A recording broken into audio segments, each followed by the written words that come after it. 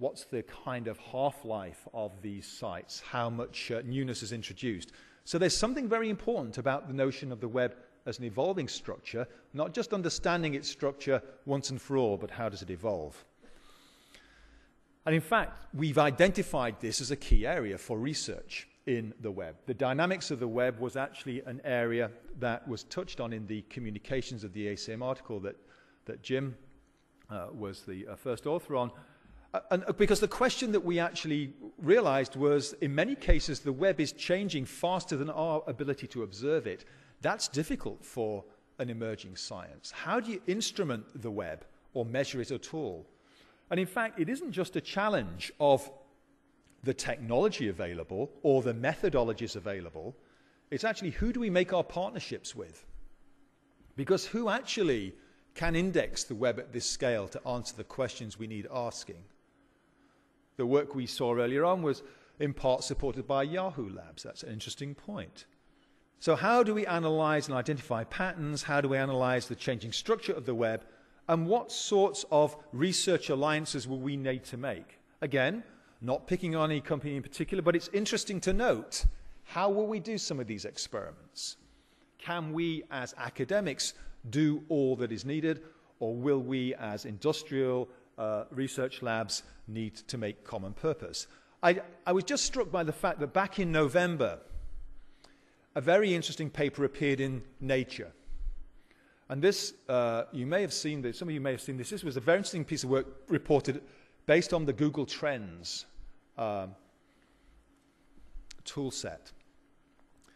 What they were doing was actually predicting the outbreak of flu in the United States 2 weeks before the Center for Disease Control saw the flu being reported from its medical practitioners in the field. And they have a way of reporting this based on electronic submission.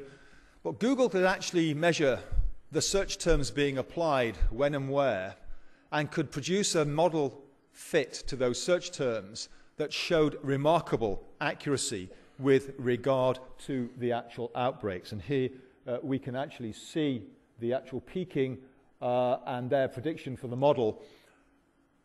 This seems to suggest that large-scale behavioral observation, and of course there are issues around that, but large-scale behavioral observation can actually reveal the way in which human societies are connecting to and reflecting their interests of the moment, and possibly provide new forms of insight, new kinds of service, might require new forms of research alliance, and indeed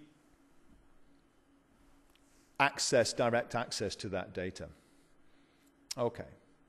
Let me just talk about culture a little bit. Now, I have to put my Gary Larson cartoon. Well, you can read that. It says, inadvertently, Roy dooms the entire Earth to annihilation when, in an attempt to be friendly, he seizes their leader by the head and shakes vigorously. So I sometimes worry that kind of, here we are, the geeky computer scientists, and do we really understand our colleagues in other tribes? Okay, so this tribal issue is, how do we make sense of the other cultures around us? Now, again, this is not a new issue. In fact, in the UK, this was characterized by C.P. Snow, who was both a novelist and a scientist, as the two cultures challenge. Back in 1959, in a Cambridge lecture, he described the whole issue as the breakdown of communication between two cultures of modern society. Science and humanities was a major hindrance to solving the world's problems. Has a bit of a familiar ring in some ways. What do we need to know and understand of each other's methods? Now, this isn't restricted, I should say, to just social sciences and computer scientists trying to understand each other and get along. There's an interesting split between scientists and engineers. I mean, you can find this in all sorts of laboratories, and usually they're false dichotomies. Usually, when you get to the bottom of it, you need both. So an interesting feature of modern knowledge is that insight and theoretical understanding can lead to new things being built that change the world. This is the Joseph Black, who came up with the concept of latent heat, came up with a good understanding of how heat transfer worked, and actually laid the foundation for the refrigerator. Okay? This was engineered after the basic scientific understanding was in.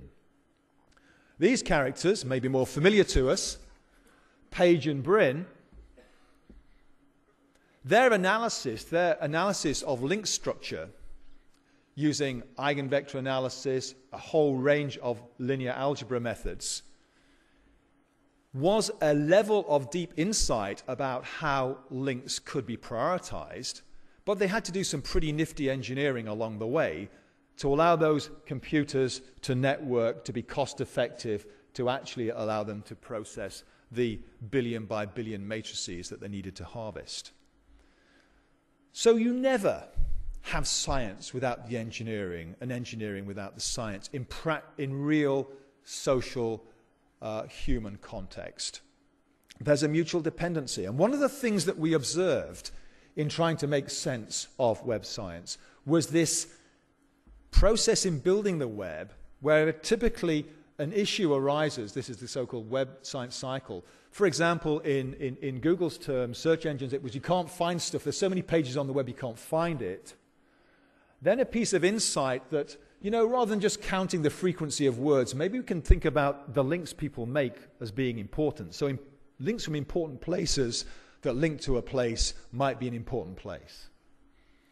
And then understanding actually how you engineer that and design it, how you incentivize people ultimately, a few times around this cycle, to use it at scale.